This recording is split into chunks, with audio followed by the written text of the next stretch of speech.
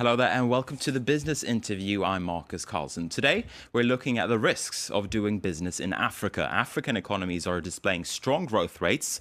It's providing plenty of opportunities, but let's also take a look at the potential pitfalls. My guest is Stanislas Zeze, the Chief Executive of Bloomfield Investment. It's a credit ratings agency based in Ivory Coast. Welcome to the show, Stanislas. Thank you. Now, first of all, when you hear credit ratings agency, or at least when I hear that word, I think of Standard & Poor's, I think of Moodys, and I think of Fitch. You're different from them. Tell us a little bit about your business. Actually, we are a regional credit rating agency based in Côte d'Ivoire and Ivory Coast. You have to know that there's 70 other regional credit rating agencies throughout the world, actually. And the reason why we have this rating agency is because the international rating agency, Fitch, Moodys, and Standard & Poor's, have a difficult time sometimes in certain very specific market to actually have the capacity to master the risk. So basically, they may be good at providing a global picture, but perhaps not a regional picture. Well, a global picture when it comes to rating on the basis of foreign currency of reference, let's say the dollars. But when it comes to local market, they have more difficulties because, you have to be close to this market. You have to be on the ground to be able to better master the risk embedded in the investment in these regions. Names like Moodys and Standard & Poor's, of course, they've caught a lot of flack after the financial crisis. How are you doing things differently from them? Actually, we are in a very regulated environment. As a matter of fact, in West Africa, there's regulation. The market authority have actually put in place a very, very, very strict regulation to actually make sure that what have happened with the subprime does not happen in this area. We are controlled by external entity that actually see the adequacy between our methodology and the reports that we put out. So the regulation is so strict that that would definitely prevent what have happened in the U.S. Mm-hmm.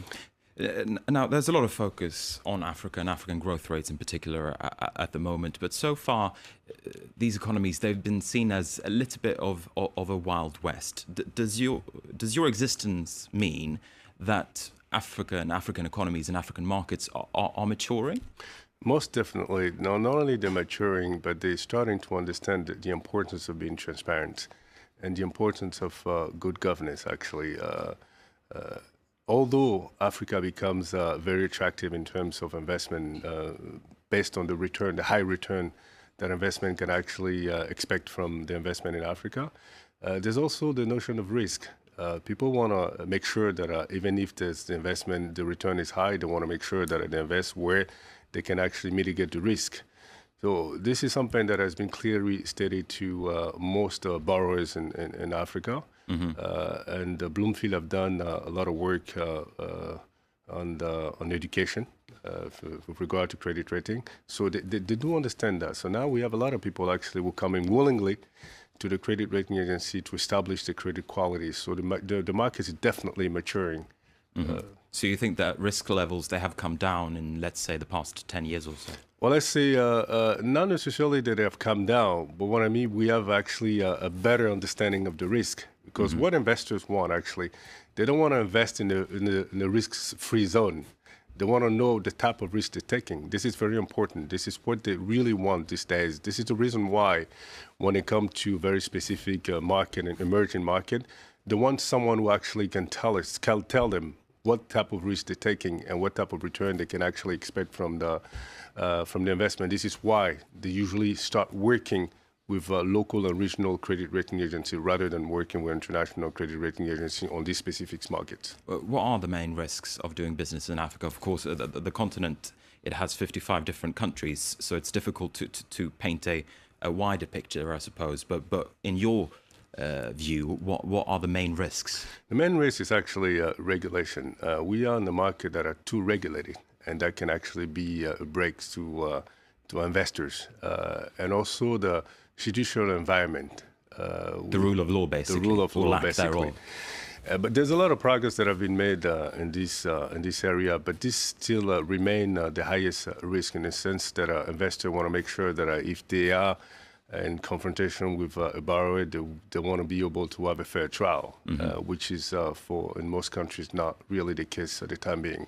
And do you think that the rule of law is that improving, or are we stagnant? It is definitely improving as the politician in Africa are starting to understand the importance of creating a conducive business environment so that it can attract foreign capital, private capital in a sense, giving that for the public capital they don't necessarily need to have a conducive environment for that. But they realize the importance of private capital because this private capital are not actually attached with conditions that would prevent them to actually lay out the strategy in terms of a development plan. So they tend to be more and more interested in private capital. They understand that private capital will only come if the environment is actually conducive to business.